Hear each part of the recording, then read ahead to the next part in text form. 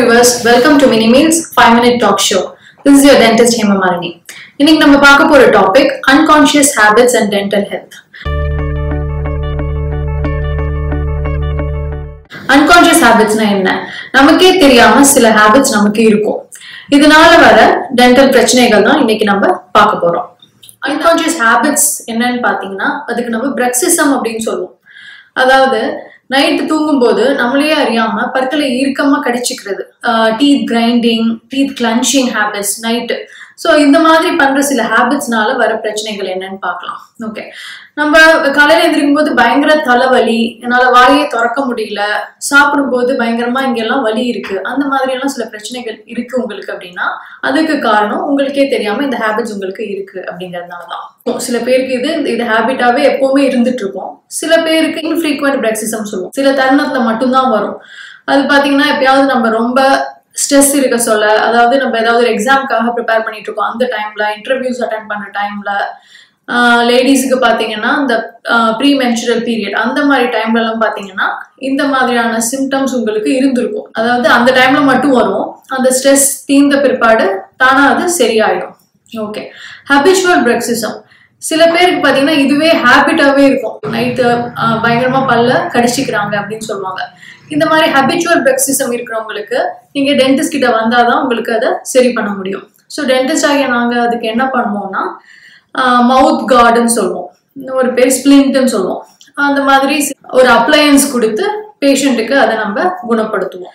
இந்த habitual bruxism மெயினா பாத்தீங்கன்னா ஸ்லீப் டிஸார்டர் இருக்கிறவங்களுக்கு தான் அது நிறைய இருக்கும். ஹபிச்சுவலா இருக்கிற bruxism தூக்கமின்மையினாலதான் மெயின் காரணம் வருது. சில பேருக்கு ஃபேமிலி ஹிஸ்டரி இருக்கிறவங்களுக்கு ஹெரிடிட்டியா கூட இது வரும், இது ஒரு ரீசன்.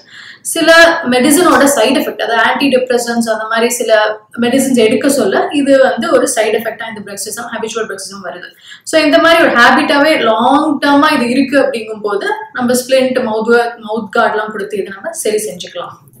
இப்போ இன்ஃப்ரீக்வெண்ட் bruxism இது எதனால வருதுன்னா முன்னாடியே சொன்ன மாதிரி ஸ்ட்ரெஸ், அந்த டைம்ல நமக்கு ஏதோ ஒரு ப்ராப்ளம் இருக்கு, உடம்புல சில மாற்றங்கள் நடக்கும்போது இதுவும் ஒண்ணு. ஸோ நம்ம என்ன பண்றோம், நைட்டு பல்ல இறுக்கமா கடிச்சிக்கிறோம். ஸோ அப்படி பண்ணும்போது என்ன நடக்குதுன்னா பற்களுக்கு நிறைய வெயிட் கொடுக்குறோம். பற்கள்னா டைரக்டா பற்களுக்கு மட்டும் அதை அஃபெக்ட் பண்ணல, அதை சுத்தி இருக்கிற ஜாயின்ஸ், டெம்ப்ரோமேண்டிபுலர் ஜாயிண்ட் அப்படிம்போம், இந்த ஜாயிண்ட் அது மெயினா தாக்குது. அதே மாதிரி அந்த டெம்ப்ரோமேண்டிபுலர் ஜாயிண்ட் பிடிச்சிட்டு இருக்க மசில்ஸ் எல்லாத்தையுமே அது அஃபெக்ட் பண்ணுது. ஸோ அதனாலதான் இந்த bruxism இருக்கிறவங்களுக்கு இருக்கிற மாதிரி இன்னொரு ப்ராப்ளம் பாத்தீங்கன்னா டைனைட்டிஸ் அப்படிம்போம். அதாவது காதுல அந்த சவுண்ட் கேட்குற மாதிரியே ஒரு ஃபீலிங் இருக்கும். இந்த ஸ்லீப் டிஸார்டர் இருக்கிறவங்களுக்கு, இந்த மாதிரி சில மெடிசன்ஸ் நிறைய எடுக்கிறவங்களுக்கு எல்லாம் இந்த பிரச்சனைகள் கேள்விப்பட்டிருப்போம். இன்னொன்னு லாக் ஜா, வாய் திறந்து மூடுறதுக்கு ரொம்ப கஷ்டமா இருக்கும். இந்த மாதிரி சில ப்ராப்ளம்ஸும் இந்த bruxismனால வருதுங்க. இது இந்த மாதிரி இன்ஃப்ரீக்வெண்ட் bruxism இருக்கிறவங்களுக்கு என்ன பண்ணலாம், ஏன்னா இது ஒரு ஷார்ட் பீரியட் ஆஃப் டைம் தான் இருக்க போகுது, அதுக்கப்புறம் அது தானா சரியாயிடும். ஸோ இந்த மாதிரி இருக்கும்போது நம்ம சில எக்ஸசைஸ் நம்ம ஃபாலோ பண்ணி இதை நம்ம சரி பண்ணிக்கலாம் வீட்டில் இருந்த மாதிரி. முதல்ல நம்ம வலி இருக்கும்போது ஐஸ் பேக் வைக்கலாம், அது ஒரு சிம்பிள் சொல்யூஷன். ஒரு பீரியட் ஆஃப் ஒரு 15 minutes, அப்புறம் ஒரு 2 hours கேப் 15 minutes அந்த மாதிரி நீங்க ஐஸ் பேக் வைக்கலாம். இன்னொன்று பார்த்தீங்கன்னா எக்ஸசைஸ் என்ன பண்ணணும்னா என் என் என் அப்படின்ட்டு நல்லா சத்தமா என் சவுண்டை சொல்லிட்டே இருக்கலாம். அப்படி இருக்கும்போது மசில்ஸுக்கு நம்ம நிறைய ரிலாக்ஸ் பண்றதுக்கு நம்ம ஹெல்ப் பண்றோம். ஓகே, இன்னொரு முறை பார்த்தீங்கன்னா நம்ம டங்கை மேல இருக்கிற அப்பர் டீத் மேல வச்சு வாயை திறந்து மூடுறது. இந்த மாதிரி நம்ம திறந்து மூடும் பொழுது நம்ம மசில்ஸ் அது ரிலாக்ஸ் பண்ணும். இன்னொரு எக்ஸசைஸ் பாத்தீங்கன்னா ரெசிஸ்டன்ட் மவுத் ஓப்பனிங், அதாவது நம்ம தம்பால கீழே சின்ன ஒரு ரெசிஸ்டன்ஸ் கொடுக்கணும், அதுக்கு அகைன்ஸ்டா நம்ம வாயை திறக்கணும். இந்த மாதிரி வாயை திறந்து மூடணும். அதே மாதிரி ரெசிஸ்டன்ட் மவுத் க்ளோசிங், அதாவது நம்ம வாயை திறந்து வச்சுட்டு நம்ம 2 கட்டை விரலையும் இங்கே சின் மேல வச்சு ரெசிஸ்ட் பண்ணி நம்மளாவே நம்ம வாயை மூட நம்ம பழக்கிறது. இந்த மாதிரி நம்ம எக்ஸசைஸ் பண்ணாலுமே இந்த மசில்ஸ்க்கெல்லாம் ரிலாக்ஸ் ஆகும்.